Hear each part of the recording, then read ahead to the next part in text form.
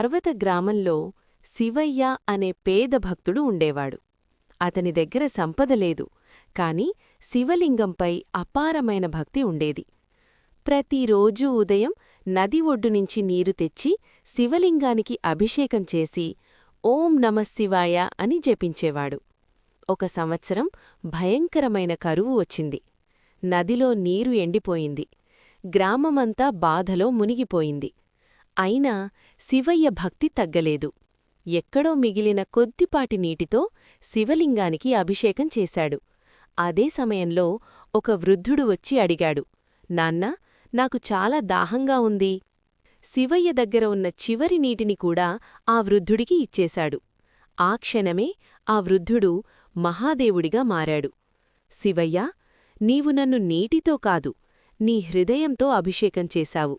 అదే నాకు నచ్చింది అన్నాడు. ఆకాశం మేఘాలతో నిండింది. వర్షం కురిసింది. కరువు తొలగిపోయింది. శివయ్యకు ఏమీ దక్కలేదు, కాని శివుడి అనుగ్రహంగా శాంతి దక్కింది.